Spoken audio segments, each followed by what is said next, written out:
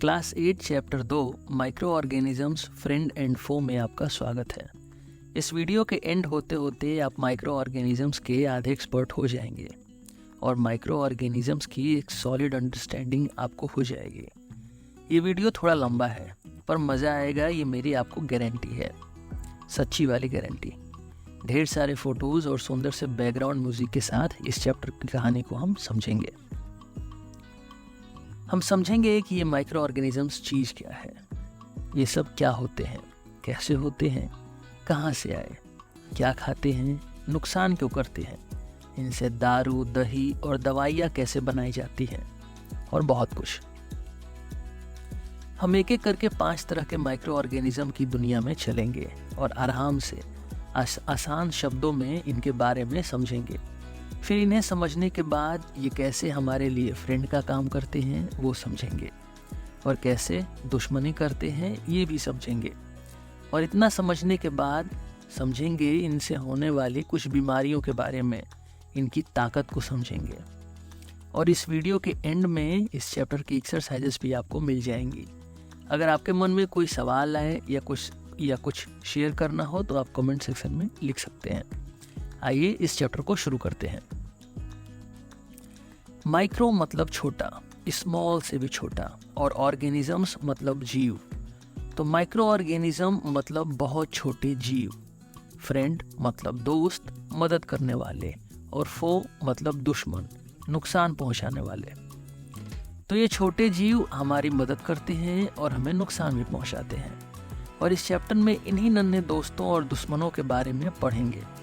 हम ये भी समझेंगे कि कैसे इन नन्हे जीवों के साथ अपनी दुश्मनी को कम किया जाए और अपनी दोस्ती को बढ़ाया जाए। मेरा नाम है रोहित और ये है सिलेबस विद रोहित। ये माइक्रो ऑर्गेनिजम्स 5 तरह के होते हैं।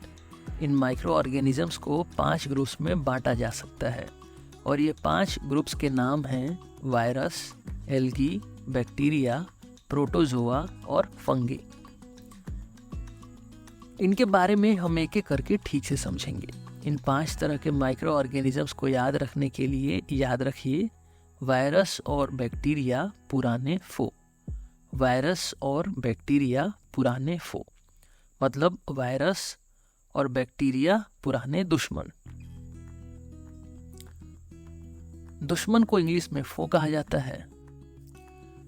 वायरस मतलब वायरस, और के ए से एल्गी, बैक्टीरिया से बैक्टीरिया, पुराने के पी से प्रोटोजोआ और फो के एफ से फंगी। इस चैप्टर में हम माइक्रो ऑर्गेनिजम्स की दुनिया को आराम से बहुत ठीक से समझेंगे। जितना डिटेल में हम समझेंगे उतना डिटेल में तो आपके एग्जाम में नहीं आएगा, पर आप हमेशा के लिए माइक्रो ऑर्गेनिजम्स को समझ जाएंगे। आइए शुरू से शुरू करते हैं।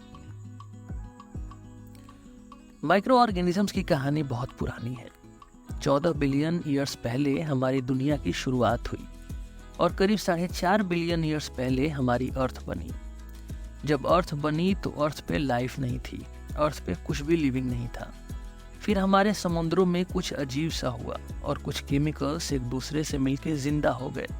उनमें मानो जान आ गई, अर्थ पे लाइफ पैदा हो गई, अर्थ पे जीवन आ गया। फिर ये पुराने जीव समय के साथ और एडवांस होते गए और कॉम्प्लेक्स होते गए। लाइफ और इवॉल्व हुई, आगे बढ़ी, लाइफ का और विकास हुआ और ये लाइफ से प्रोकैरियोट, फिर eukaryote, protozoa, cyanobacteria, plants, animals, हम, आप सब आ गए। अर्थ पे सारे जीवों की शुरुआत एक ही थी, वो समुद्र में कुछ केमिकल्स जिनमें लाइफ आ गई थी। समय के साथ ये जीव बहुत एडवांस हो गए हैं, इनके पास काफ़ी शक्ति है। जो छोटे हैं वो भी एडवांस हैं, जो बड़े हैं वो भी। अर्थ पे सारी लाइफ की अपनी अपनी खास बात है। अर्थ पे छोटे से छोटा जीव भी बड़े से बड़े जीवों को मार सकते हैं। पिछले कुछ सालों में ही कोरोना वायरस ने करोड़ों लोगों को मार दिया। तो अर्थ पे छोटे से छोटे जीव भी शक्तिशाली हैं, पावरफुल हैं।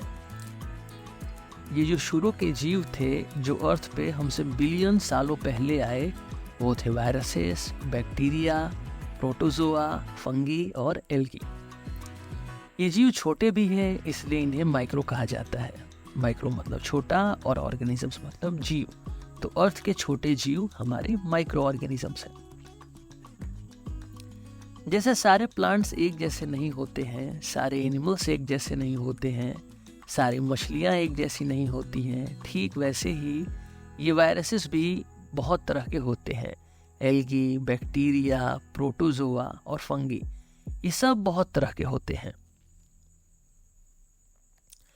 तो अर्थ पे रहने वाले इन पुराने जीवों के बारे में हमें समझना है। ये सब है तो जीव ही, लिविंग ऑर्गेनिजम्स, और इसलिए इनको जीने के लिए एनर्जी चाहिए। इनको खाने से मतलब है, इनको सिर्फ एनर्जी से मतलब है। ये एनर्जी चाहे कहीं से मिले, चाहे किसी का नुकसान हो या चाहे किसी का फायदा, इन्हें कोई फर्क नहीं पड़ता। इनको चाहिए एनर्जी ताकि ये जिंदा रह सके। एनर्जी से ये बड़े होते हैं, अपने बच्चे पैदा करते हैं, अपनी जनसंख्या को बढ़ाते हैं। लिविंग ऑर्गेनिजम्स को, जिंदा जीवों को जब एनर्जी मिलती है तो ये इस एनर्जी की मदद से अपने जैसे और भी जीव बना देते हैं।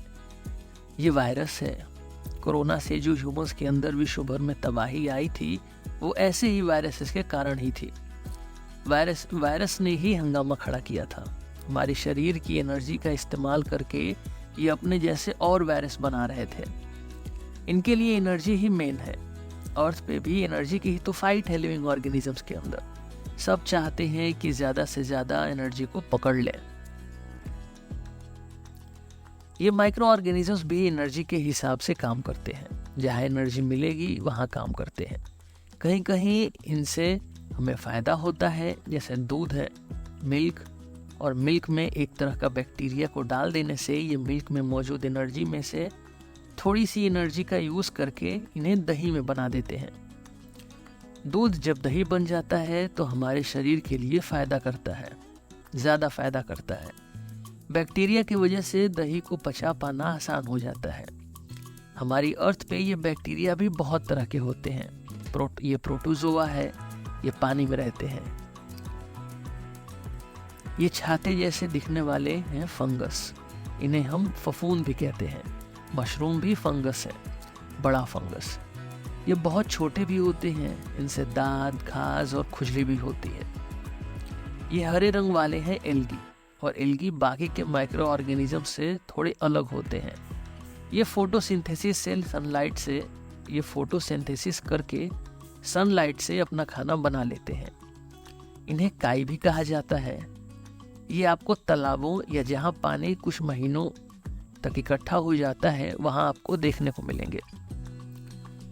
अर्थ पे सभी जगह एनर्जी है, समुद्रों में भी, बर्फों में भी, हर जगह, क्योंकि अर्थ पे सनलाइट हर जगह ही आती है और एनर्जी सनलाइट में ही है जो डायरेक्टली या इनडायरेक्टली सारे लिविंग ऑर्गेनिजम्स तक जाती है।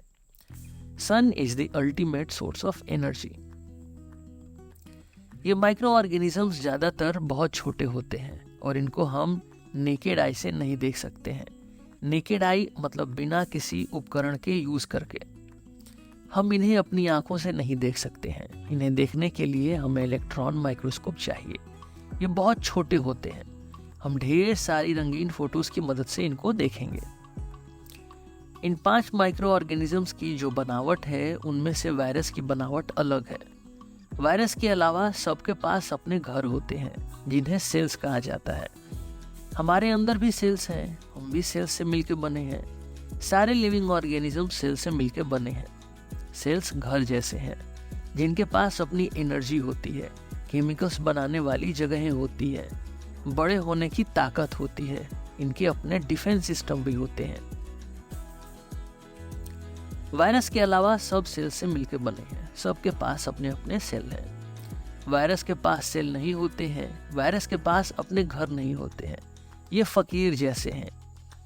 ये किसी भी सेल के अंदर घुस जाते हैं और उसके मालिक को मार देते हैं, और मारने के बाद उस सेल की एनर्जी से अपने जैसे वायरस बनवाने लगते हैं।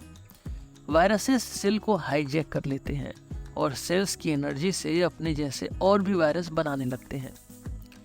जो वायरस बनते हैं वो और सेल्स को हैक कर लेते हैं, और ऐसे ये पूरे लिविंग ऑर्गेनिजम्स को ही हैक कर लेते हैं। जैसे कोरोना वायरस। अब ऐसा नहीं है कि हमारे शरीर और सेल्स चुपचाप इस वायरस का नाटक देखते रहते हैं। हमारे शरीर के पास भी सिपाही है, हमारे सेल्स के पास भी डिफेंस मैकेनिज्म्स हैं। जो पूरे वायरस को कुछ हफ्तों में मार के भगा देते हैं। जिनकी इम्यूनिटी स्ट्रांग है उनके सिपाही वायरसेस को कुछ दिनों में ही पीट के भगा देते हैं। वायरस को न जिंदा कहा जाता है न मरा हुआ, न लिविंग न नॉन लिविंग, क्योंकि जब ये किसी सेल के अंदर रहते हैं तो लिविंग ऑर्गेनिज्म जैसा काम करते हैं और सेल के बाहर आते ही नॉन लिविंग जैसा। वायरसेस को लोग माइक्रो ऑर्गेनिज्म नहीं कहते हैं, पर चैप्टर की आसानी के लिए हम इन्हें भी माइक्रो ऑर्गेनिज्म बोलेंगे इस वीडियो में। तो वायरसेस के पास अपने सेल नहीं होते हैं। ये 5 तरह के माइक्रो ऑर्गेनिजम्स के नाम हैं वायरस, एल्गी, बैक्टीरिया, प्रोटोजोआ और फंगी। वायरस और बैक्टीरिया पुराने फो। अब हम एक एक करके इन 5 तरह के माइक्रो ऑर्गेनिजम्स को समझेंगे। आपको सिर्फ देखना है, कुछ याद नहीं करना है। ये आपके सिलेबस में नहीं है, इसलिए कुछ भी समझ में नहीं आएगा तो भी एग्जाम के हिसाब से फर्क नहीं पड़ता है। अभी आप सिर्फ देखिए। शुरुआत करते हैं वायरस से। वायरस के पास सेल नहीं होता है। यह है एक वायरस और यह है किसी लिविंग ऑर्गेनिज्म का एक सेल, और इस सेल का कंट्रोल सेंटर है ये जगह, ये वाली। वायरस सेल से चिपक जाता है, सेल को लगता है खाना, और वो वायरस को अंदर खींच लेता है, और वायरस को अंदर खींचते ही ये अपनी मौत को दावत देते हैं। वायरस सेल के अंदर सेल के कंट्रोल सिस्टम पे हमला कर देते हैं और कंट्रोल सिस्टम को कंट्रोल कर लेते हैं। कंट्रोल सेंटर को कंट्रोल में करते ही पूरी सेल की कंट्रोल, सेल की एनर्जी का कंट्रोल वायरस करने लगते हैं। वायरस सेल की एनर्जी से अपने जैसे और भी वायरस बनाते हैं और उन्हें फिर कहीं अटैक के लिए भेज देते हैं। वैज्ञानिकों ने इनके बारे में बहुत सारी स्टडी की है, इनको खूब देखा है, बहुत एक्सपेरिमेंट किया है और बहुत जानकारी इकट्ठा की है। वैज्ञानिकों का कहना है कि वायरस एक बहुत छोटी चीज है। वायरस देखिए चीज है, उन्होंने ये नहीं बोला कि लिविंग है कि नॉन लिविंग है। वायरस या तो आरएनए प्रोटीन की कोट पहन के रहते हैं या फिर डीएनए प्रोटीन की कोट पहन के रहते हैं। ये बिना किसी सेल के अंदर जाए अपनी जनसंख्या को नहीं बढ़ा सकते हैं। वायरसेस भी बहुत तरह के होते हैं। कौन से वायरस की बात हो रही है, कौन से वायरस को समझना है, इसके लिए आपको 3 सवाल पूछने पड़ेंगे। पहला सवाल कि किस शेप का वायरस है, इसका शेप क्या है। दूसरा, किसके सेल में घुसा है, एनिमल की सेल में घुसा है या प्लांट के सेल में घुसा है या किसी और जीव के सेल में घुसा है। और तीसरा कि आरएनए वाला है ये या डीएनए वाला है। आरएनए डीएनए सेल को कंट्रोल करने वाले 2 तरह के सिस्टम होते हैं। अभी आप सिर्फ इतना याद रखिए। इन 3 बातों से ही हम वायरस के बारे में बहुत कुछ बता सकते हैं। एक तरह के वायरस ज्यादातर एक जैसे ही काम करते हैं, इसलिए इनकी ग्रुपिंग एक साथ कर दी जाती है। वायरसेस के शेप भी बहुत तरह के होते हैं। ये इस शेप के हो सकते हैं या इस शेप के हो सकते हैं। ये स्फेरिकल भी होते हैं, बॉल जैसे, और इस शेप के भी हो सकते हैं। ये वायरसेस अलग अलग तरह के सेल्स में जाके उन्हें कंट्रोल करते हैं। जानवरों के सेल्स को कंट्रोल करने वाले इनमें से किसी भी शेप के वायरस हो सकते हैं। प्लांट्स के सेल को कंट्रोल करने वाले वायरसेस हो सकते हैं।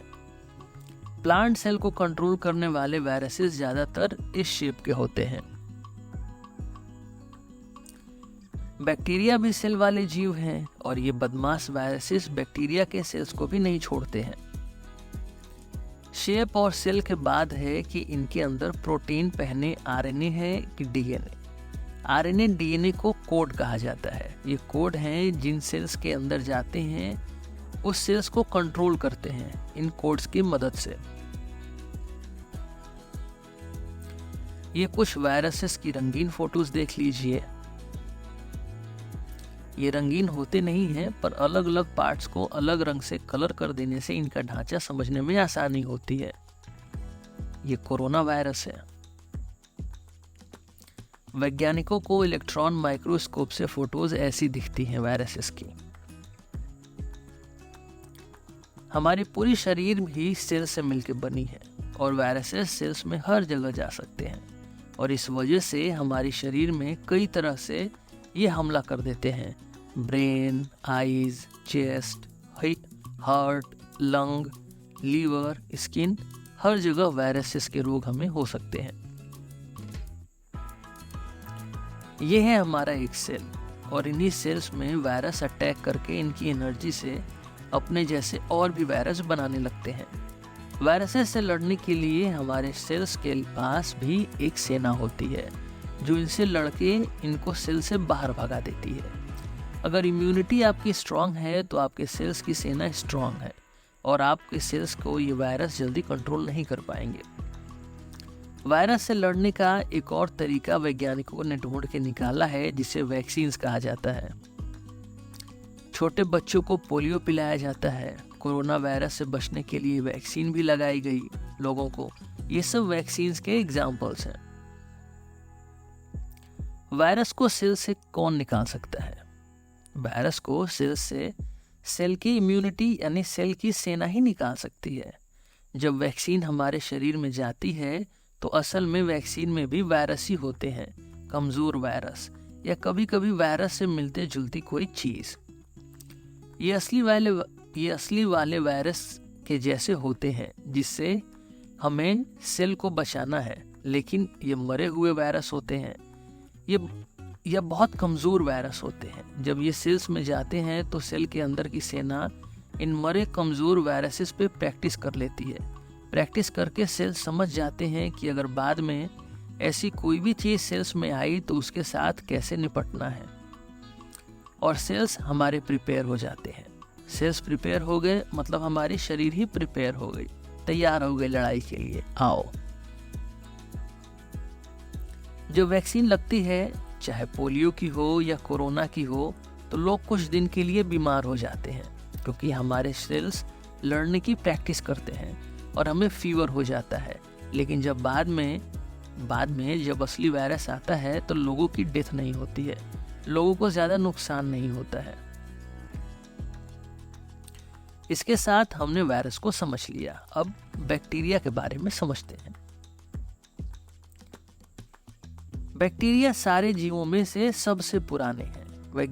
वैज्ञानिक ऐसा कहते हैं कि जब अर्थ बनी तो अर्थ पे ऑक्सीजन नहीं थी, अर्थ पे कार्बन डाइऑक्साइड थी, और करोड़ों सालों तक कुछ तरह के बैक्टीरिया कार्बन डाइऑक्साइड की एनर्जी को तोड़ तोड़ के जिंदा रहे और इसे ऑक्सीजन में बदल दिया। अर्थ पे लाइफ बैक्टीरिया की वजह से ही संभव हो पाई। कार्बन डाइऑक्साइड को ऑक्सीजन में बदलने वाले बैक्टीरिया थे साइनोबैक्टीरिया, जिन्हें ब्लू ग्रीन एल्गी भी कहा जाता है। ये मजे की बात है, ब्लू ग्रीन एल्गी होते बैक्टीरिया है लेकिन कहा इन्हें एल्गी जाता है। इसमें आप कंफ्यूज ना हो, वैज्ञानिक कंफ्यूज होके इन्हें एल्गी कह दिए हैं और अभी भी वही नाम चल रहा है। बैक्टीरिया फायदा भी करते हैं और नुकसान भी। ये बहुत तरह के होते हैं। बैक्टीरिया सेल्स से छोटे होते हैं और इसलिए ये सेल्स के अंदर घुस जाते हैं और सेल की एनर्जी को यूज करके अपने जैसे और भी बैक्टीरिया बनाते हैं। बैक्टीरिया सबसे पहले किसी सेल के बगल में छिप जाते हैं, जैसे वायरस छिप जाते हैं। सेल्स को लगता है कि खाने की चीज़ है, न्यूट्रिशन है, और सेल्स इन्हें अपने अंदर खींच लेते हैं और फिर ये सेल्स की एनर्जी को लूट के अपने जैसे और भी बैक्टीरिया बना के दूसरे सेल्स की ओर बढ़ जाते हैं। हजारों सालों तक कुछ बैक्टीरिया करोड़ों लोगों को मार देते थे। आतंक था इनका, इनकी कोई दवाई नहीं थी, इसलिए इन पे किसी का कंट्रोल नहीं था। फिर एक वैज्ञानिक हुए, उनका नाम था अलेक्जेंडर फ्लेमिंग। ये एक फंगी के साथ एक्सपेरिमेंट कर रहे थे और गलती से फंगी के कुछ टुकड़े जहां इनके लैब में बैक्टीरिया थे वहां चले गए। इन्होंने माइक्रोस्कोप से देखा तो पाया कि बहुत से बैक्टीरिया मारे गए हैं। डॉक्टर फ्लेमिंग खुश हो गए, लोग भी खुश हो गए, मिठाइयाँ बांटी गई और बैक्टीरिया का आतंक कम हो गया। अब बैक्टीरिया को सेल में मारा जा सकता था और इसका उपाय आसान था, थोड़ा सा इस फंगी को खाइए और बैक्टीरिया की मौत। इस फंगी का नाम है पेनिसिलिन और इससे एंटीबायोटिक्स बनाई जाने लगी। एंटीबायोटिक्स या एंटीबैक्टीरियल, बैक्टीरिया को मारने वाली दवाई। ये काम कैसे करती है? देखिए, जैसे बैक्टीरिया हमारे सेल में घुस जाते हैं, ठीक वैसे ही पेनिसिलिन बैक्टीरिया के सेल में घुस जाते हैं और इनके घुसते ही बैक्टीरिया के सेल काम करना बंद कर देते हैं और बैक्टीरिया जब बढ़ने की कोशिश करते हैं तो ये फट के मर जाते हैं। टाएं टाएं फिश। एंटीबायोटिक्स का ज़्यादा इस्तेमाल करने से एक बड़ा नुकसान भी है और वो ये कि बैक्टीरिया इनसे नहीं मरते हैं। बैक्टीरिया की इम्यूनिटी एंटीबायोटिक्स को भगा देती है और ये और भी स्ट्रॉन्ग सुपर बैक्टीरिया बन जाते हैं, खूंखार बैक्टीरिया, और इनको मार पाना मुश्किल हो जाता है। इसलिए जब ज़रूरत हो, जितनी मात्रा में ज़रूरत हो, उतना ही एंटीबायोटिक्स लेना चाहिए। ये बैक्टीरिया के ऊपर एक इन्फोग्राफिक देख लीजिए।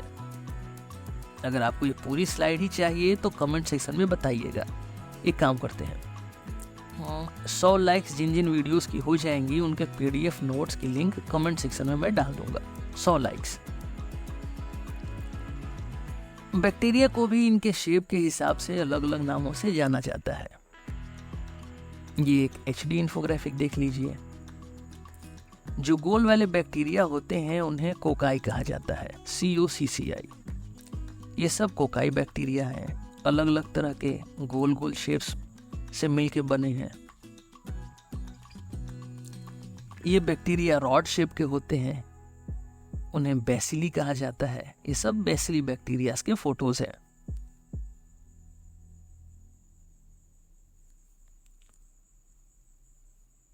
ऐसे भी बैक्टीरियाज होते हैं जिनके कुछ हिस्से उनकी बॉडी से अलग बाहर की तरफ निकले होते हैं, उन्हें हम अपेंडेज्ड बैक्टीरिया बोलते हैं। इनके अलावा ये और भी कई शेप्स में होते हैं। ये सब सिर्फ आपको देखने के लिए है, आपके एग्जाम में ये सब कभी नहीं पूछा जाएगा। बैक्टीरिया और भी शेप्स में हैं, देख लीजिए इन्हें भी। अच्छा, ये जो बैक्टीरिया होते हैं वो एक साथ मिलके कॉलोनी बना के रहते हैं, जैसे हमारी आपकी कॉलोनी होती है वैसे ही। एक तरह के ढेर सारे बैक्टीरिया जब एक जगह पर रहते हैं तो उन्हें कॉलोनी कहा जाता है। इनके लिए खाना ज़्यादा होगा तो ये कॉलोनी बड़ी बनाएंगे। ये इनकी अलग अलग शेप की कॉलोनी है। कुछ और फोटोज देख लीजिए बैक्टीरियाज की। ये बैक्टीरिया कहाँ कहाँ हमें नुकसान पहुंचा सकते हैं? हर जगह ही नुकसान पहुंचा सकते हैं। सब जगह सेल्स हैं और सेल से ही इनको चाहिए। Brain, eye, nose, ear, chest, stomach, skin, intestine, सब जगह ही इनके हमले हो सकते हैं। हमने वायरस और बैक्टीरिया को समझ लिया, अब हम प्रोटोजोआ के बारे में समझते हैं। प्रोटोजोआ पानी में रहते हैं। ये वायरस और बैक्टीरिया से बड़े होते हैं। प्रोटोजोआ वायरस और बैक्टीरिया से काफ़ी बड़े होते हैं और इनके सेल्स में कॉम्प्लेक्स स्ट्रक्चर और ऑर्गेनल्स होते हैं। ये पानी और गीली मिट्टी में पाए जाते हैं। ये दूसरे जीवों को नुकसान करते हैं। मलेरिया एक बीमारी होती है जिसमें बहुत ज़ोर से बुखार आता है, ठंड लगती है और खून की कमी हो जाती है। ये बीमारी प्रोटोजोआ के वजह से होती है। फीमेल एनोफिलस मॉस्किटोज के जरिए स्प्रेड होते हैं। किसी को मलेरिया है और उसे फीमेल मच्छर ने काट लिया तो ये प्रोटोजोआ मच्छर के अंदर चला जाता है। मच्छर को इससे कोई नुकसान नहीं होता है, लेकिन जब ये मच्छर किसी दूसरे ह्यूमन को काट लेता है तो उसके अंदर बीमारी वाले प्रोटोजोआ चले जाते हैं और उससे भी मलेरिया हो जाता है। ये हमारे रेड ब्लड सेल्स जिनसे ऑक्सीजन आती जाती है शरीर में, उसे और हमारे लीवर को कमजोर कर देते हैं। मच्छर से डेंगू भी फैलता है, पर डेंगू प्रोटोजोआ नहीं बल्कि वायरस के कारण होता है। यह है हमारा मलेरिया वाला प्रोटोजोआ जो रेड ब्लड सेल्स में घुसने की कोशिश कर रहा है। ये सब अलग अलग तरह के प्रोटोजोआ हैं। पानी में आने जाने के लिए इनके पास ऐसा स्ट्रक्चर होता है जिसे फ्लैगेला कहा जाता है। फ्लैजेला जो रोए जैसे छोटे छोटा स्ट्रक्चर होता है किन्हीं किन्हीं प्रोटोजोआस में, उन्हें हम सीलिया कहते हैं। ये एक सेल से मिलकर बने होते हैं। इनके सेल भी हमारे सेल जैसा ही एडवांस होता है, वेल डेवलप्ड। कुछ और फोटोज देख लेते हैं इनकी।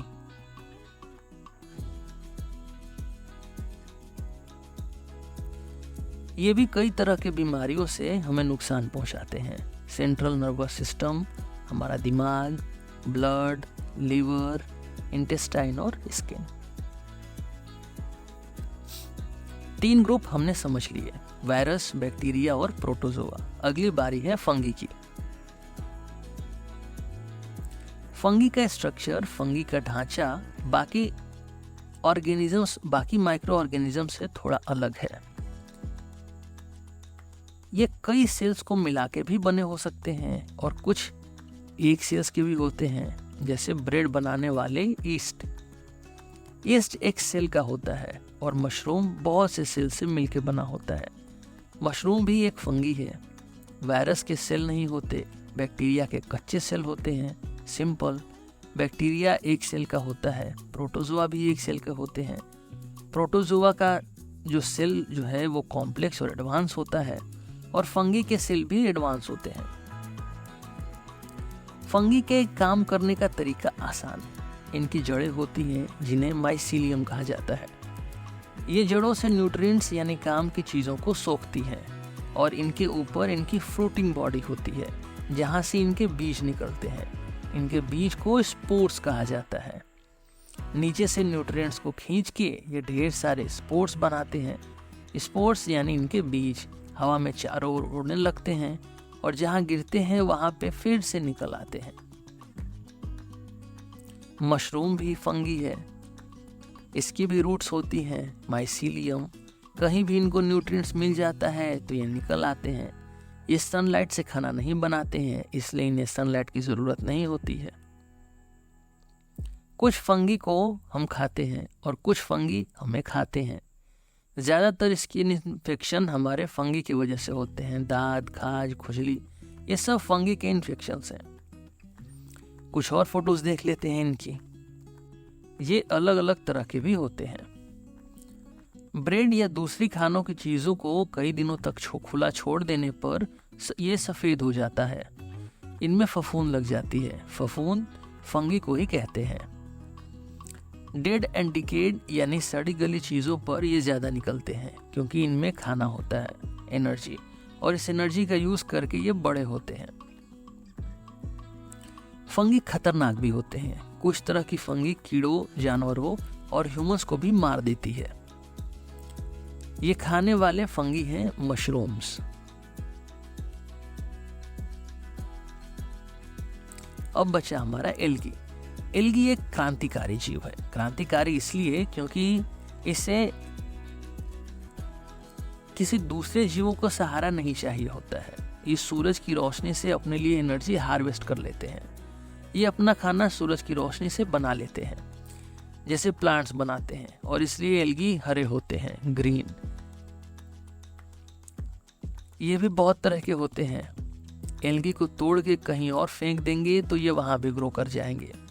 ये ऐसे भी होते हैं, जब ये थैली भर जाती है तो ये बाहर निकल के चले जाते हैं और जहाँ जहाँ जाते हैं वहाँ फिर से ऐसा स्ट्रक्चर बना लेते हैं और ऐसे ये बढ़ते रहते हैं, ग्रो करते हैं, अपनी जनसंख्या को बढ़ाते रहते हैं। एल्गी को काई भी कहा जाता है। ये पानी में रहने वाले जीव हैं, इन्हें काई कहा जाता है। आपने तालाबों, नदियों में इन्हें देखा होगा। कहीं भी पानी कुछ हफ्तों तक इकट्ठा रहता है तो पानी में एल्गी आने लगते हैं। ये समुद्र के नीचे की फोटो है। ये सब एल्गी है। ये भी बहुत तरह के होते हैं। इनकी भी कुछ फोटोज देख लेते हैं। तालाबों, नदियों में जब ये एल्गी ज़्यादा हो जाती है तो इन्हें निकाला भी जाता है।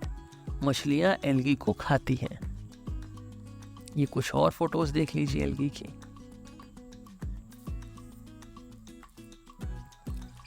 तो हमने इस चैप्टर में अब तक माइक्रो ऑर्गेनिजम्स के बारे में थोड़ा थोड़ा समझा। हमने वायरस, एल्गी, बैक्टीरिया, प्रोटोजोआ और फंगी के बारे में समझा। अब ये माइक्रो ऑर्गेनिजम्स कैसे हमें फ़ायदा करते हैं, ये कैसे फ्रेंड का काम करते हैं, ये समझते हैं।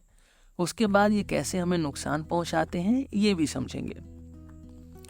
पहला फ़ायदा हमें इनसे ये होता है कि जो नुकसान करने वाले माइक्रो ऑर्गेनिजम्स हैं उनसे भी हमें ये माइक्रो ऑर्गेनिजम्स ही बचाते हैं। माइक्रो ऑर्गेनिजम्स को माइक्रोब्स भी कहा जाता है और इनसे ही एंटी माइक्रोबियल्स बनाए जाते हैं। माइक्रोब्स को मारने वाली दवाइयाँ, एंटी माइक्रोबियल्स। जैसे हमने पढ़ा कि बैक्टीरिया को एक फंगी जिसका नाम पेनिसिलिन है वो मार देती है और इन्हें एंटीबायोटिक्स या एंटीबैक्टीरियल कहा जाता है। वायरसेस को मारने के लिए एंटीवायरस बनाए जाते हैं जिन्हें वैक्सीन भी कहा जाता है। तो पहला फायदा हमें इनसे ये है कि ये एंटी माइक्रोबियल्स का काम करते हैं। दूसरा फायदा कि दही इनसे बनती है। दही बनाने के लिए हमें एक बैक्टीरिया चाहिए होता है जिसका नाम है लैक्टोबैसिलस। ये बैक्टीरिया दूध को खा जाता है और खा के दही बना देता है। थोड़ा और डिटेल में समझ लेते हैं इस प्रोसेस को। एग्जाम में आपकी ये प्रोसेस इतनी डिटेल में तो नहीं पूछा जाएगा, पर समझ लेने में नुकसान क्या है। तो दही बनाने के लिए हमें चाहिए दूध। इस दूध को हम थोड़ा सा गर्म कर लेंगे, ज़्यादा गर्म नहीं। ज़्यादा गर्म दूध में बैक्टीरिया डालेंगे तो बैक्टीरिया मर जाएंगे और दही नहीं बन पाएगी। दूध कम होगा, दूध ठंडा होगा तो बैक्टीरिया ठीक से काम नहीं कर पाएंगे। इसलिए दूध का तापमान थोड़ा सा गर्म चाहिए, हमारे शरीर का तापमान के बराबर। और इसमें हम डाल देंगे थोड़ी सी दही, अगर कहीं से आपको मिल जाए तो, और इसको ढक के छोड़ देंगे। 6-7 घंटे में ये लैक्टोबैसिलस बैक्टीरिया पूरे दूध को खा के दही बना देंगे। दूध में होता है लैक्टोज, जिसको डाइजेस्ट करना थोड़ा मुश्किल होता है। ये बैक्टीरिया इस लैक्टोज को खा के तोड़ देते हैं लैक्टिक एसिड में, जिसको पचा पाना आसान है। दही को कर्ड कहा जाता है और दही जैसे ही एक और चीज़ दूसरे देशों के लोग ज़्यादा खाते हैं जिसे योगर्ट कहा जाता है। तो दही को बनाना दूसरा फायदा है माइक्रो ऑर्गेनिजम्स का। तीसरा फायदा है फर्मेंटेशन का, ब्रेड के फर्मेंटेशन का। ब्रेड आपने खाया होगा। ब्रेड सॉफ्ट होता है, मुलायम होता है, जल्दी डाइजेस्ट हो जाता है। वो इसलिए क्योंकि इसको भी बैक्टीरिया खा के मुलायम कर देते हैं। जब भी किसी खाने की चीज़ को बैक्टीरिया खा के मुलायम कर देते हैं, अच्छे से डाइजेस्ट होने लायक बना देते हैं, अच्छे से पचने लायक बना देते हैं, तो इसे फर्मेंटेशन कहा जाता है। दूध को भी फर्मेंटेशन करके ही लैक्टोबैसिलस बैक्टीरिया दही को बनाते हैं। ब्रेड बनाने के लिए हमें चाहिए आटा, पानी और थोड़ा सोडा। इनको मिला के अच्छे से गूंथ लेंगे। फिर इसमें बैक्टीरिया वाला थोड़ा सा आटा मिला देंगे, ऐसा आटा जिसमें बैक्टीरिया पहले से है। ये लैक्टोबैसिलस बैक्टीरिया और ईस्ट अलग से कहीं से लाके थोड़ा सा डाल देंगे अगर आटे में नहीं है तो, और कुछ घंटे के लिए छोड़ देंगे। ये पूरा गूंथा हुआ आटा, हमारा डो खट्टा और सॉफ्ट हो जाएगा। खट्टा होगा लैक्टोबैसिलस बैक्टीरिया की वजह से। ये बैक्टीरिया दूध को दही में भी बनाता है। और मुलायम सॉफ्ट होगा ईस्ट के वजह से। ईस्ट एक फंगी है और बेकरी की दुकानें चलती ही इसलिए है क्योंकि ईस्ट उनके ब्रेड्स को मुलायम करते हैं, उनके ब्रेड्स बनाते हैं। अगर आपको खट्टा नहीं चाहिए तो लैक्टोबैसिलस को मत डालिएगा। फिर इससे पका के आपको आपका ब्रेड, पाव रोटी या जो भी आप बना रहे थे बना सकते हैं। नॉर्मल आटे से ज़्यादा फायदा करता है ये ईस्ट और बैक्टीरिया का खाया हुआ प्रोडक्ट। हमारी शरीर इनमें मौजूद चीज़ों को अच्छे से डाइजेस्ट कर पाती है और ये जल्दी खराब भी नहीं होते हैं। चौथा फायदा माइक्रो ऑर्गेनिजम्स का है दारू बनाने में। अल्कोहल या बियर या वाइन, नशे वाली चीज़ें, ये भी फर्मेंटेशन का ही प्रोसेस है, जैसे दही और ब्रेड का था। और जैसे ब्रेड बनाने के लिए हमने ईस्ट का यूज़ किया था, ठीक वैसे ही इसमें भी हम ईस्ट का यूज़ करेंगे। ईस्ट एक फंगी है। ईस्ट क्या है? ईस्ट एक फंगी है। फ्रूट्स के जूस में ईस्ट डाल देंगे तो वाइन बन जाती है। गेहूं जैसी एक फसल होती है जिसे बार्ले कहा जाता है, हिंदी में इसे जौ कहते हैं। जौ को गीला करके माल्ट बनाया जाता है और उसमें ईस्ट को डाल दिया जाता है। ईस्ट जौ के अंदर जो शुगर होती है उसे खा के बियर बना देते हैं। ट्राइबल एरियाज में चावल को फर्मेंट करके चावल की देसी दारू बनाई जाती है। अलग अलग चीज़ों से अलग अलग प्रकार की अल्कोहल बनाई जाती है। ग्लूकोज यानी जो नेचुरल शुगर होती है चीज़ों में, उनमें हम डालते हैं ईस्ट को। ईस्ट जो कि एक फंगी है और ये इस चीनी को बदल देता है इथेनॉल यानी अल्कोहल में, और कार्बन डाइऑक्साइड इसके साथ निकलती है। अगला फायदा जो हमें इनसे है वो है कि ये सॉइल फर्टिलिटी यानी मिट्टी की उर्वरता को बढ़ाते हैं। इनसे फसलों की पैदावार अच्छी होती है। आइए देखते हैं कैसे। 4 तरह के माइक्रो ऑर्गेनिजम्स होते हैं मिट्टी में: प्रोटोजोआ, वायरसेस, फंगी और बैक्टीरिया। पेड़ पौधों की जहां जड़ें होती हैं, जहां रूट्स होती हैं, वहां ये चारों तरह के माइक्रो ऑर्गेनिज्म रहने लगते हैं और पेड़ पौधों से दोस्ती कर लेते हैं, इनके फ्रेंड बन जाते हैं और दोनों मिलके एक समझौता करते हैं। माइक्रोब्स और पेड़ पौधे मिलके एक समझौता करते हैं। पेड़ पौधे इन माइक्रोब्स को खाना देते हैं। पेड़ पौधे अपना खाना खुद बना लेते हैं और वो थोड़ा सा खाना, थोड़ा सा ग्लूकोज इनको लाके रूट्स में दे देते हैं और बदले में ये माइक्रोब्स जो मिट्टी में पेड़ पौधे के काम की चीज़ है उन्हें पकड़ पकड़ के दे देते हैं। इस संबंध को सिम्बायोटिक रिलेशनशिप कहा जाता है, जिसमें दोनों का फायदा हो। इसके बाद है नाइट्रोजन साइकिल। नाइट्रोजन साइकिल की नाइट्रोजन हवा से मिट्टी और मिट्टी से हवा में कैसे आती है। एक तरह का बैक्टीरिया होता है जिन्हें ब्लू ग्रीन एल्गी कहा जाता है। ये ऑड नाम है क्योंकि बैक्टीरिया का नाम है ब्लू ग्रीन एल्गी। ये एल्गी नहीं बैक्टीरिया है, फिर भी इसका नाम है ब्लू ग्रीन एल्गी। और ये हवा से नाइट्रोजन को पकड़ के पेड़ पौधों को लेने लायक नाइट्रोजन मिट्टी में बदलता है।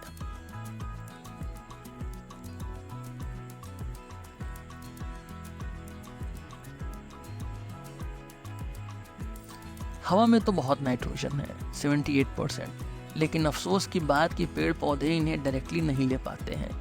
बैक्टीरिया इस नाइट्रोजन को पौधों को लेने के लायक चीज़ों में बदल देते हैं। आपकी बुक में एक डायग्राम दिया है, इससे नाइट्रोजन साइकिल को डिटेल में समझते हैं। नाइट्रोजन साइकिल मतलब नाइट्रोजन एनवायरनमेंट में हमारे आसपास कैसे आता जाता रहता है, किधर से किधर खिसकता है। हवा में 78% नाइट्रोजन है। जब बिजली गिरती है तो कुछ नाइट्रोजन बिजली की गर्मी से हवा से नीचे ज़मीन पर आ जाते हैं, मिट्टी में आ जाते हैं, ऐसे रूप में जिसे प्लांट सोख सकते हैं। हवा के नाइट्रोजन को मिट्टी पे आने का एक और रास्ता है, हमारे बैक्टीरिया। ये बैक्टीरिया नाइट्रोजन को हवा से मिट्टी में 2 स्टेप्स में डाल देते हैं। अब हवा से नाइट्रोजन हमारी आ गई है मिट्टी में। अब इस साइकिल को यहाँ से 2 रास्ते हैं। पहला, ये मिट्टी से पेड़ पौधे लें, पेड़ पौधों से एनिमल्स में आए और फिर ये एनिमल्स से फिर मिट्टी में आ जाए। प्लांट्स जो नाइट्रोजन लेते हैं मिट्टी से, उससे ये प्रोटीन बनाते हैं। प्रोटीन हमें क्यों चाहिए? प्रोटीन से हम बड़े होते हैं, हमारी मसल ग्रो करती है। तो मिट्टी से नाइट्रोजन की एक छोटी साइकिल बनती है और ये वापस मिट्टी में मिल जाती है। मिट्टी में कुछ और बैक्टीरिया होते हैं जो इस नाइट्रोजन को फिर से हवा में भेज देते हैं और ये साइकिल कंप्लीट हो जाती है। आप इसे एक बार पढ़ लीजिए, मैं थोड़ी देर रुक जाता हूँ।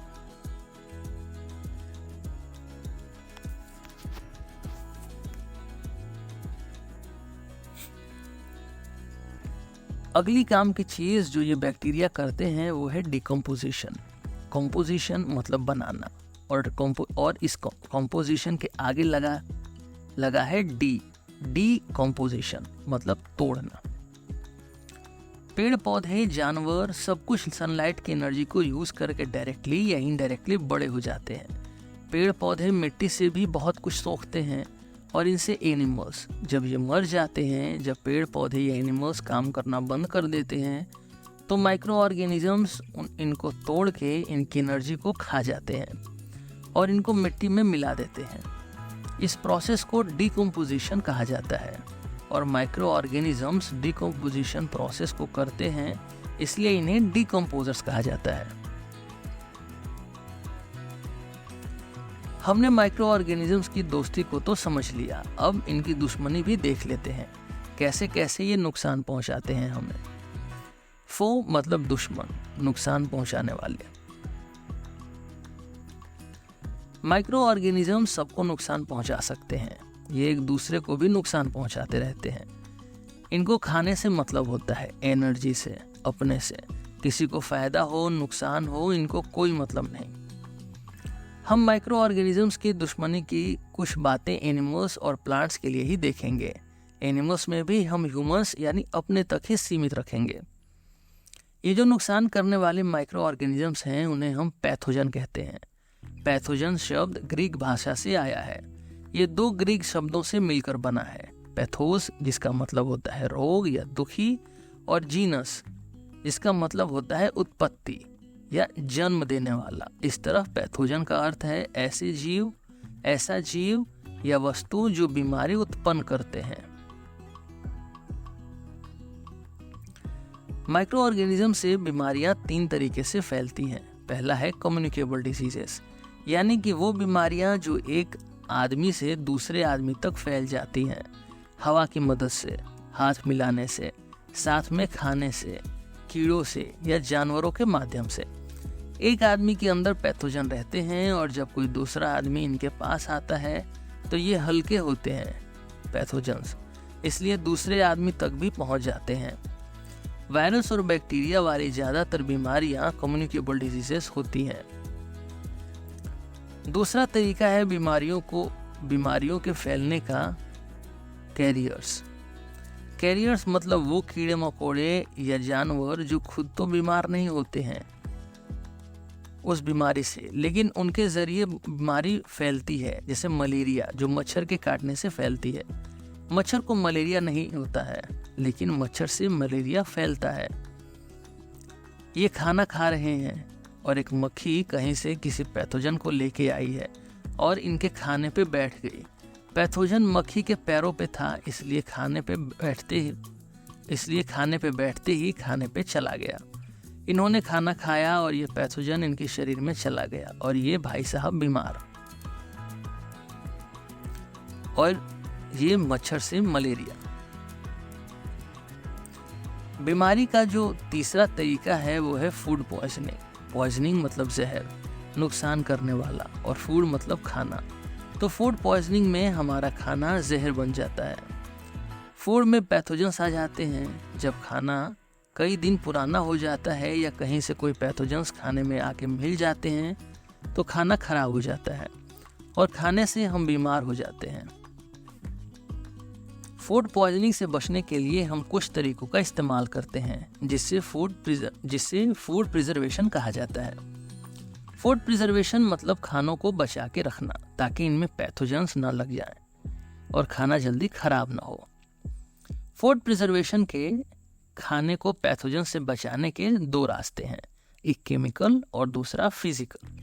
केमिकल मेथड में खाने में कुछ मिलाया जाता है जिससे पैथोजन्स इन्हें नुकसान नहीं कर पाते हैं। केमिकल मेथड्स में ज़्यादातर 3 तरह की चीज़ों का इस्तेमाल किया जाता है। पहला है सॉल्ट यानी नमक। ढेर सारा नमक डालने से चीज़ें खराब नहीं होती हैं। समुद्री इलाकों में जहाँ लोग मछली ज़्यादा खाते हैं वहाँ कई महीनों तक मछली को बचा के रखने के लिए मछली में समुद्र से निकला हुआ ही ढेर सारा नमक डाल के रख देते हैं। नमक की वजह से मछली में पैथोजन्स या कीड़े या माइक्रो ऑर्गेनिजम्स नहीं लगते हैं। नमक से पैथोजन्स मछली को खराब नहीं करते हैं और लोग सूखी हुई मछली को कई महीनों तक खाते हैं। दूसरा तरीका है फूड प्रिजर्वेशन का चीनी, शुगर। गुलाब जामुन, रसगुल्ला या मीठी चटनी जल्दी खराब नहीं होती है। जैम भी जल्दी खराब नहीं होता है क्योंकि इनमें चीनी के पड़ जाने से ये जल्दी खराब नहीं होते हैं। और तीसरा तरीका है ऑयल और विनेगर। तेल और सिरका, जो अचार में डाला जाता है पिकल्स में, और ये सालों तक खराब नहीं होते हैं। ऑयल से बने खाना जल्दी खराब नहीं होते हैं। विनेगर पैथोजेंस को बढ़ने नहीं देते हैं। ये तीनों सॉल्ट, शुगर और oil and vinegar food preservation का के केमिकल्स मेथड है। फिजिकल मेथड फूड प्रिजर्वेशन के हैं कि आप खाने को एयर टाइट कंटेनर में रखें। हवा नहीं जाएगी तो हवा के साथ साथ पैथोजेंस भी नहीं जा पाएंगे और खाना खराब नहीं हो पाएगा। और दूसरा फिजिकल मेथड है खाने को पहले गर्म करिए और फिर तुरंत ठंडा। इससे खाने में जो भी पैथोजेंस हैं वो टेम्परेचर के इतने चेंज को सह नहीं पाते और वो मर जाते हैं।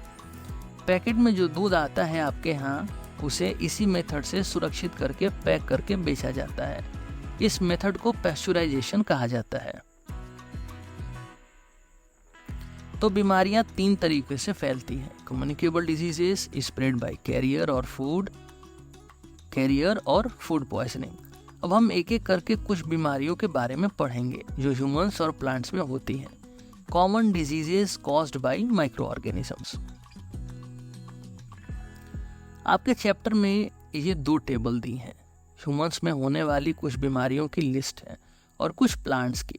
हम एक एक करके इन्हें समझते हैं। पहले ह्यूमंस वाली बीमारियां और फिर प्लांट्स वाली। पहली डिजीज का नाम है ट्यूबरक्लोसिस, जिसे टीबी कहा जाता है। ये एक बैक्टीरिया से होती है जो माइकोबैक्टीरियम ट्यूबरक्लोसिस कहलाता है। टीबी एक कम्युनिकेबल डिजीज है जो एक आदमी से दूसरे आदमी तक हवा के जरिए फैलती है।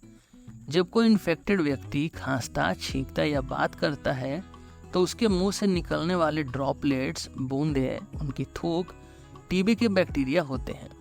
इन ड्रॉपलेट्स को दूसरे लोग सांस के जरिए इनहेल कर लेते हैं, उनके अंदर चली जाती है, जिससे वो भी इन्फेक्टेड हो सकते हैं। टीबी के कुछ आम लक्षण हैं, जैसे लंबे समय तक खांसी रहना 3 हफ्तों से ज़्यादा, खांसी के साथ कभी कभी खून आना, बुखार होना, रात को पसीना आना, भूख कम लगना और वजन कम होना, थकान और कमजोरी महसूस होना, ये सब इसके लक्षण हैं। अगली बीमारियां हैं मीजल्स और चिकन पॉक्स। ये दोनों ही वायरल इन्फेक्शंस हैं जो आसानी से फैलते हैं। मीजल्स, जिसे हिंदी में खसरा कहा जाता है, मीजल्स वायरस के कारण होती है। ये एक हाईली कंटेजियस बीमारी है, जो कंटेजियस मतलब एक व्यक्ति से दूसरे व्यक्ति तक जल्दी हवा के माध्यम से फैल जाती है जब इन्फेक्टेड व्यक्ति खांसता या छींकता है। तो मीजल्स के कुछ आम लक्षण हैं हाई फीवर, नाक का बहना, रेड वाटरी आईज और खसरा रैश, जो चेहरे से शुरू होता है और पूरे शरीर में फैलता है। दाग धब्बे। मीजल्स से बचाव के लिए measles, mumps, rubella MMR vaccine दी जाती है बच्चों को। चिकन पॉक्स, जिसे हिंदी में माता भी कहा जाता है, वेरिसेला जोस्टर वायरस के कारण होती है। ये बीमारी भी हवा के जरिए और डायरेक्ट कांटेक्ट से फैलती है, जैसे कि चिकन पॉक्स के रैश के लिक्विड के कांटेक्ट में आने से। ये जो माता जब आती हैं तो ये गोल गोल से ब्लिस्टर्स होते हैं, ऐसे उसमें पानी भरा होता है। इन पानी में वायरसेस होते हैं। अगर ये पानी किसी और शरीर में चला गया, किसी और व्यक्ति के पास, तो उसे भी चिकन पॉक्स हो जाता है। चिकन पॉक्स के लक्षण हैं फीवर, लॉस ऑफ एपेटाइट, भूख का नहीं लगना, हेडेक, थकान और एक इची रैश, मतलब खुजलाने वाला, जो फ्लूइड फिल्ड ब्लिस्टर्स में बदल जाता है ना, उसमें पानी भर आता है। चिकन पॉक्स से बचाव के लिए वेरिसेला वैक्सीन दी जाती है। दोनों बीमारियों का स्प्रेड रोकने के लिए वैक्सीनेशन सबसे इफेक्टिव तरीका है और इन्फेक्टेड व्यक्तियों को अलग रखना और प्रॉपर हाइजीन प्रैक्टिस फॉलो करना चाहिए ताकि ये बीमारी कम से कम लोगों तक फैले। अगली बीमारी है पोलियो। पोलियो, जिसे पोलीमाइलाइटिस भी कहा जाता है, एक वायरल बीमारी है जो पोलियो वायरस से होती है और मेनली बच्चों को प्रभावित करती है। ये बीमारी गंदे पानी और खाने से फैलती थी, जिससे इसे रोकना मुश्किल था। पोलियो होने पे लोगों में बुखार, सिर दर्द, थकान और मांसपेशियों में दर्द और सख्ती हो जाती थी। बुरे केसेस में ये पैरालिसिस यानी लकवा भी मार देता था, जिससे शरीर काम करना बंद कर देती थी। जो कभी कभी परमानेंट होता था और कुछ केसेस में मौत भी हो जाती थी। एक वक्त था जब भारत में पोलियो एक बड़ी समस्या थी और हजारों बच्चे इस बीमारी से प्रभावित होते थे। ये बीमारी बच्चों को ज़्यादा प्रभावित करती थी और कई बार पैरालिसिस यानी लकवा और मौत का भी कारण बन जाती थी। पोलियो ज़्यादातर गंदे पानी और खाने से फैलती थी, जिससे इसे कंट्रोल करना मुश्किल होता था। लेकिन भारत ने इस बीमारी को ख़त्म करने के लिए 2 बूंद जिंदगी की जैसे बड़े वैक्सीनेशन अभियान चलाए। हर बच्चों को पोलियो ड्रॉप्स दिए गए। ये वैक्सीनेशन कैंपेन रेगुलर तौर पर चलाए गए और लोगों में अवेयरनेस बढ़ाई गई कि पोलियो ड्रॉप्स कितने ज़रूरी हैं। रेगुलर वैक्सीनेशन कैंपेन और अवेयरनेस प्रोग्राम के कारण भारत ने पोलियो को सफल रूप से मिटा दिया।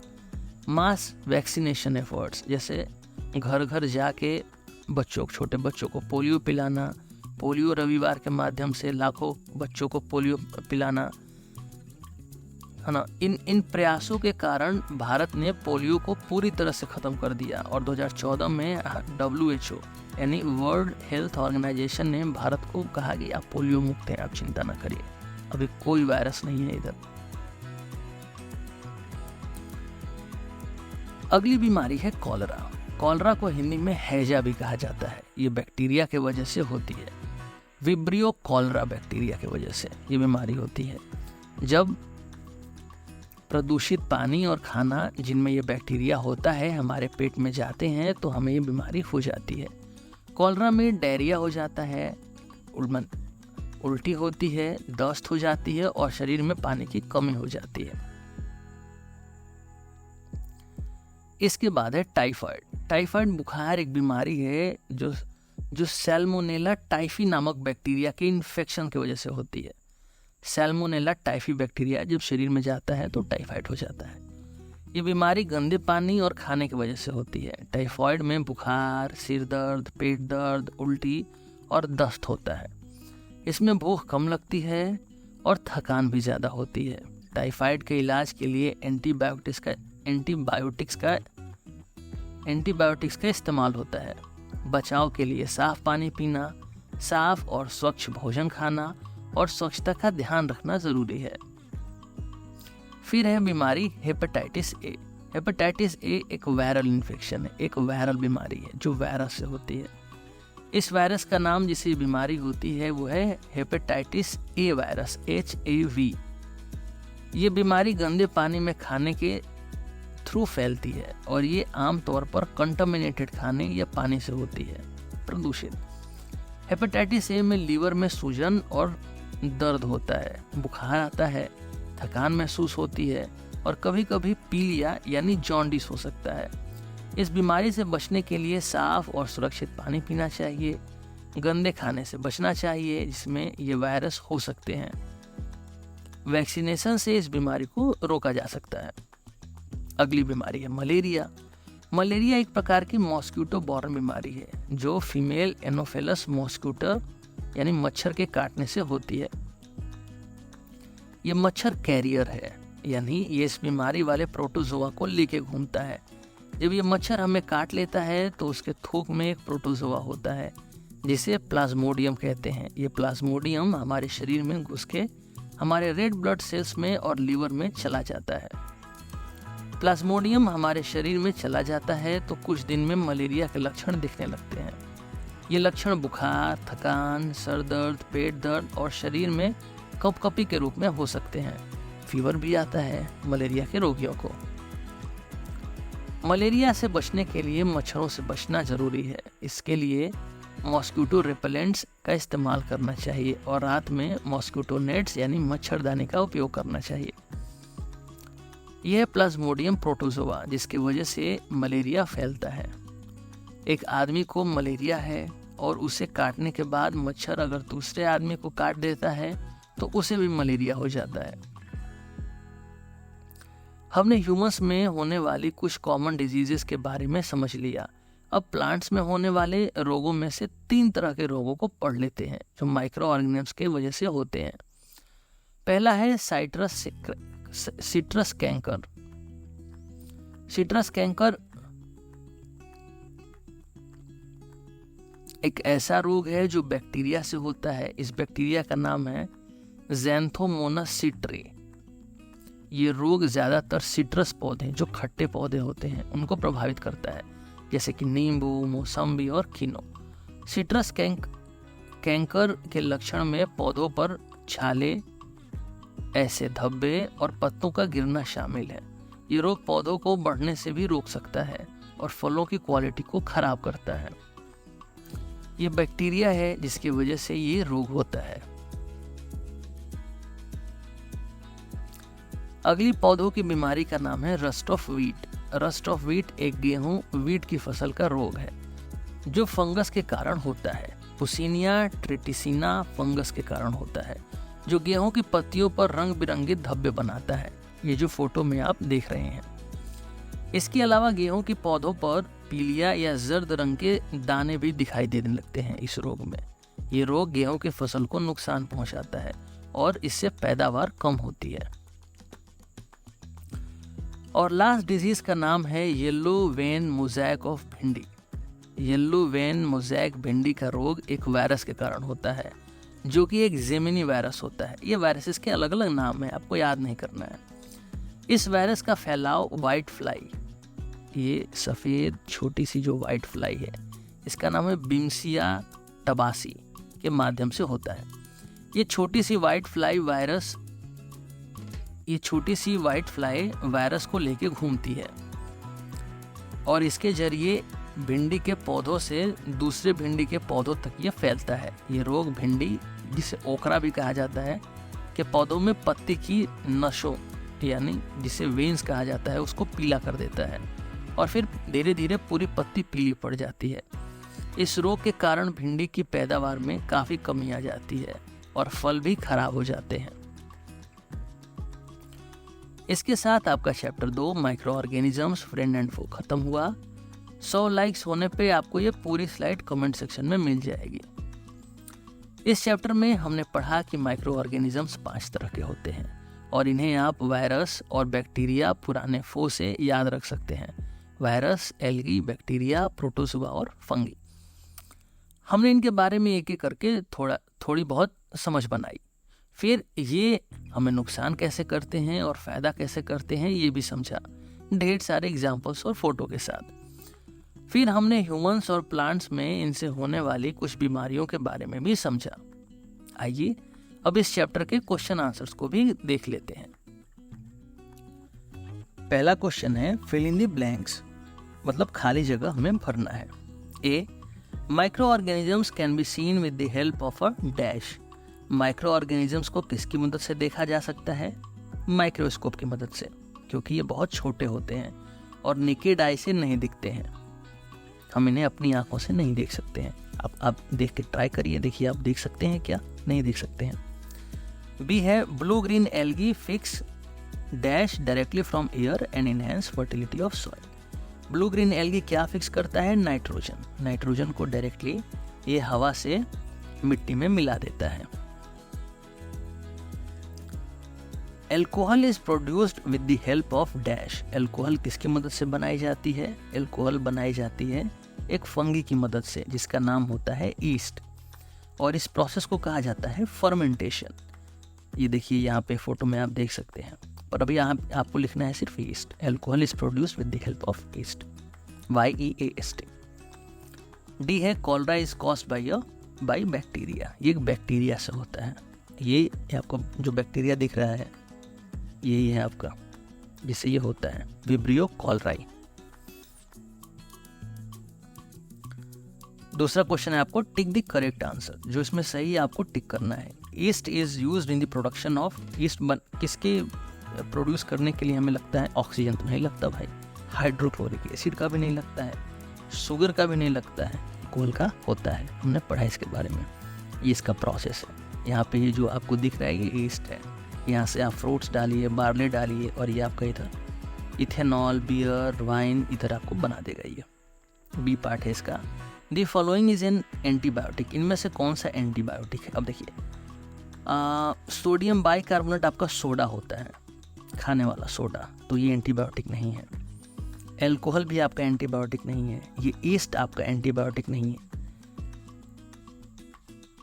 ये जो आपका दूसरा ऑप्शन है स्ट्रेप्टोमाइसिन, ये आपका एंटीबायोटिक है। देखिए ये जो आपको सीसी दिख रहा है इस पे क्या लिखा है, पेनिसिलिन स्लैश स्ट्रेप्टोमाइसिन सोल्यूशन, मतलब पेनिसिलिन और स्ट्रेप्टोमाइसिन दोनों एक ही है इसके हिसाब से।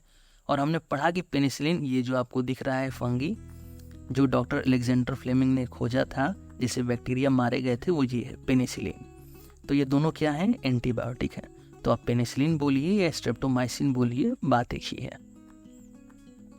सी पार्ट है इसका, carrier of malaria causing protozoa is, कौन सा कैरियर होता है मलेरिया को लेके घूमने वाला प्रोटोजोआ का, ये होता है फीमेल एनोफेलस मॉस्किटो, ये वाला मच्छर। ये देखिए यहाँ पे ये एक आदमी को काटा फिर लेके घूमा फिर दूसरे को काटा, ये ऐसे फैलता रहता है। डी है the most common carrier of communicable diseases is, इनमें से कौन से हैं जिनसे जो कम्युनिकेबल डिजीज हैं, जो फैलने वाले रोग हैं वो ज़्यादा फैलते हैं। चींटियाँ तो भाई वो उड़ नहीं सकती हैं एक जगह से दूसरी जगह, हमारे ऊपर आके बैठती भी नहीं है। ड्रैगन फ्लाई तो घर में नहीं आते हैं, तो रेयर हैं। स्पाइडर को तो अपने से मतलब है, जाले बुनती है, अपना काम करती है। ये हाउस लाइफ है, मक्खी ये हर जगह उठती बैठती रहती है, इधर के वायरस उधर, इधर के बैक्टीरिया उधर करती रहती है। इनके पैर बड़े होते हैं, आते जाते रहते हैं, चिपकते रहते हैं। ये पार्ट है आपका, द ब्रेड और idli dough rises because of, आटे ब्रेड और जो इडली का जो आटा होता है वो ऊपर उठता है। क्यों? क्योंकि इसमें 4 ऑप्शन है आपके, गर्मी से नहीं उगता है ये, ग्राइंडिंग बहुत पीसने से भी नहीं होता है, नीडिंग मतलब इसको गूंथने से भी नहीं होता है, ये होता है ईस्ट के सेल की वजह से। यहाँ पे जैसे आपका ये डो है जो आटा है, इसमें आपने डाल दिया ईस्ट डालने से क्या होता है, 2 चीज़ें होती हैं।